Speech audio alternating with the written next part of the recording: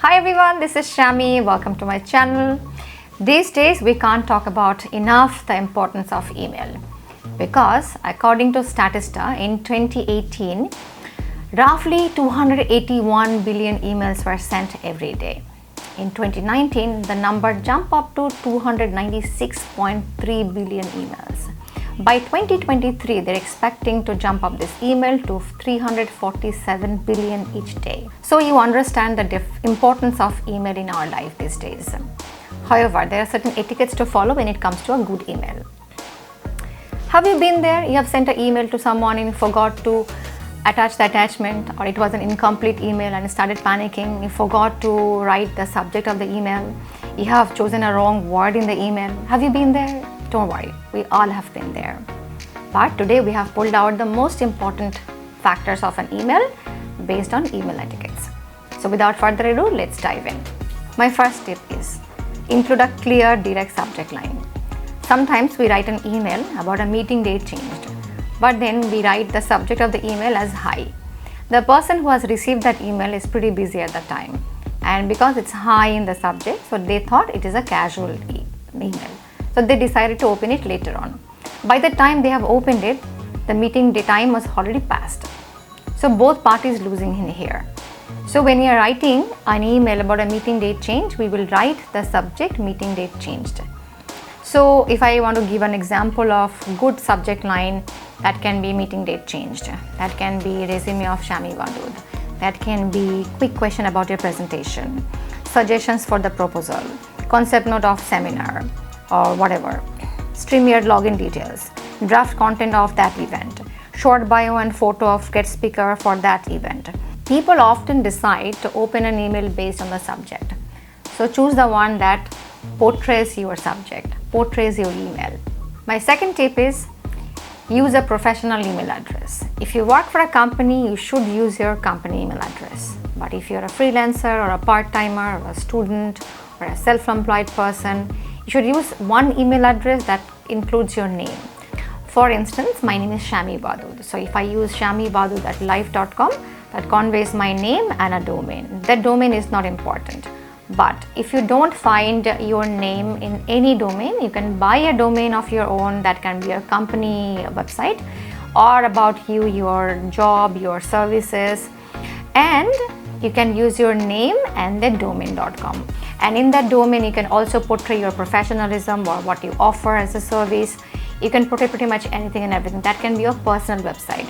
So I know a lot of people who didn't find that Gmail or MSN or Outlook.com of their name.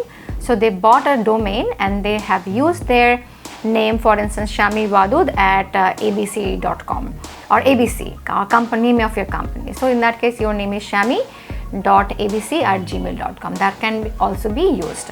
But you should always keep in mind that you should use an email address that conveys your name. So the recipient knows exactly who you are. But you should never use some email addresses like cutiepie@whatever.com, babygirl@whatever.com, handsome dude or whatever.com.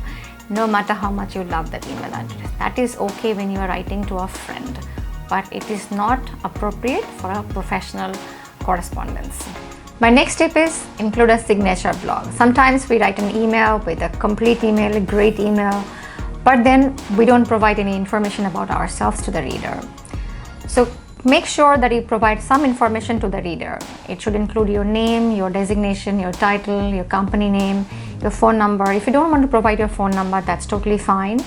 You can also write a little bit of a publicity of yourself, for instance, a complete event management company solutions or complete consultancy solutions or whatever. But don't go overboard with an artwork or your photo. The next tip is know people from different cultures speak and write differently. For instance, Chinese, Japanese, Arabian, Korean, American, Canadian, Russian, Scandinavian, Indian, they all write and speak differently.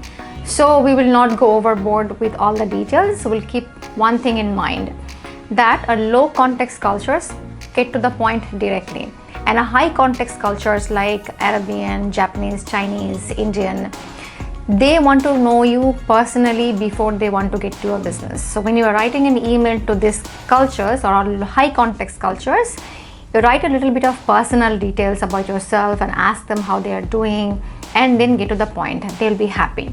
But when you're talking about a low context cultures like Scandinavian, American, Canadian, German, British, get to the point directly, because they don't want to talk about the personal details. They want to get to the point very quickly. So if you just go quickly to the point, they will appreciate it. The next point is reply to your emails even it was not meant for you. Sometimes we are very busy and we don't reply to all the emails. I know it is disturbing to the people who are sending the emails to us, but sometimes they have sent us a wrong email and we think that this is not my job, this is not my responsibility to let them know. But it is nice if you can let them know, because the person who sent you mistakenly, definitely they didn't intend to do that. They mistakenly has done that. That's why we call it a mistake. So if you write an email, reply saying that, hi, thank you for email, but I think you didn't meant this email for me, and I wanted to let you know so you can send it to the right recipient. My next tip is do reply expediently. Sometimes we are very busy and we are out of network, we're traveling or whatever we are doing, we sometimes reply a little late. And 24 hours, up to 24 hours is a standard time, but if it's crossed 24 hours or 48 hours or 72 hours, we should write a polite apology of saying like, I'm sorry for the delayed response, and I was like out of network, I was busy, I couldn't look into the email, and then you reply. So they feel honored that they waited for that email to receive, but you have given a small apology.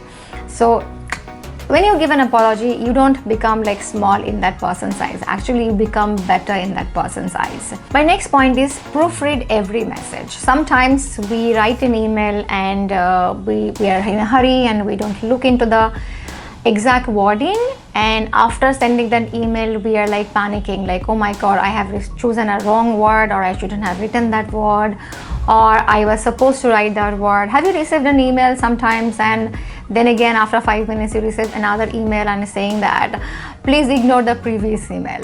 You don't have to do that. So just hold on for 5 minutes, take a deep breath and read that email. Sometimes it's better if you read it out loud, because when you are speaking to someone, we see the body language. When you're talking to someone over the phone, you can have your tonal differences. That makes a huge difference. But when you're writing an email, it's just word. So you have to be very careful when you're choosing a right word. And sometimes a wrong word can cost us business in the long run. So we will proofread every message, we will read it out loud, we wait for 5 minutes, nothing will happen in 5 minutes, and then we will send that email to that person. Our next point is add the email address last. Sometimes when you're drafting an email, in the middle of the email, mistakenly the send button clicks and then the incomplete email goes to that recipient and we start panicking. We feel ashamed of ourselves, that like, oh my god, I have sent an incomplete email. So I have been there many times in my life. I'm sure a lot of people can relate to this. So to avoid that, start drafting an email first and add the email address at the last. So by chance, mistakenly, you hit that send button, don't worry, it will stay in your draft inbox. What I personally do, I draft that email into a separate sheet like a MS Word or a Google Doc or my Grammarly page. I draft in there, I proofread there, I check out there, and I look into that email carefully over and over. Should I send it? Should I send it? Is it okay? Is it complete?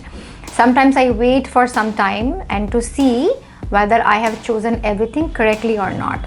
So if I think, and many times, trust me, I have edited many emails several times in one draft. So it's a wise decision, because I have learned it in a hard way that I have sent that email and then I have panicked, I have felt bad, and I shouldn't have written that, and I had to deal with the consequences. So I don't want you to deal with the consequences, so better be careful and do things first instead.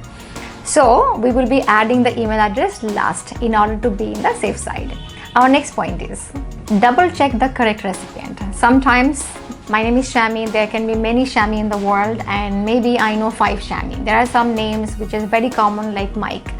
Probably everybody knows 5 different Mikes in their lifetime, and when we are choosing a name, we mistakenly choose a wrong mic, and then we don't notice that once the email is sent, we hit the send button, they receive that email, then we realize like, oh my god, I have sent this email to a wrong recipient. So When you select, after drafting that message, you are selecting the email address last, and then you are double checking, because it is extremely important that we don't send that email to a wrong person. Unnecessarily we will have to apologize. After all, prevention is better than cure. Always remember that. My next point is to double check your attachment. Sometimes when you're trying to send an email and we have sent a wrong attachment to that recipient. Maybe I'm trying to send my resume to somebody and I have sent a wrong attachment, wrong resume to that person. The first impression will be pretty bad, and it is always important to have a good first impression, because first impression lasts forever. And there is another point, which is like you are downloading some attachment from internet and then it has many different names. Probably that person didn't rename it, but when you are receiving it, you can rename that attachment and send to a different recipient. It will be thoughtful of you and they will be grateful to you, because when they are receiving some resume, they're probably receiving hundreds of resumes at the time, or many resumes at that time, and they will not be able to find your resume in that computer right away, because it has a different name and it is not saying what the subject is, a different subject than the body contains. So it's better to rename that attachment, whatever the attachment. It can be medical document, it can be bank statement, it can be forwarding, it can be leave letter, whatever the attachment contains, rename that attachment based on the subject that is inside the attachment. So without opening the attachment, they will know what it contains. My next point is schedule your email. Timing is everything. Sometimes I am in a different time zone. My time zone in Bangladesh, GMT +5, and then I'm trying to send an email to someone who lives in Chicago in the US. So we have pretty much in summer 11 hours of time gap, and in winter we have 12 hours of time gap. So I'm trying to write an email during my daytime, and it is like probably 12 in the afternoon, and it is practically midnight in their time zone. So it will be thoughtful of me or you when we are readjusting the time zone. When we know what time zone they live in, how about we schedule that email in the morning? For instance, sometimes I work pretty late at night, but I need to send that email to that person who will receive it 8 in the morning in their time zone. Like my office, they start office at like 8 in the morning, and I am drafting an email maybe sometimes at 2 in the morning. I am not going to be up in 8 in the morning to draft that email and send it to them email. So what I'll be doing instead, I'll be drafting that email at my time zone, at my comfort zone, my comfort timing, but I will schedule that email to their comfort timing. So you can say that, no, what is the point? What's wrong in sending the email at 2 in the morning? No problem. They will receive the email at 2 in the morning, and maybe 10 other people will sending the email. And then by the time they will start the office 8 in the morning, your email will be very low or very bottom of that email. So they will not immediately open your email and do the task. If you want your job to be done quickly, you should schedule the email. And it's a hassle for everybody to receive an email in the midnight. It's a pet peeve of mine. If somebody sends an email at midnight, they know that I'm not going to look into that email at midnight. I will definitely look into the email during my work hour. So it would be nice for them if they schedule that email into my working timing. My next point is nothing is confidential, so write it accordingly.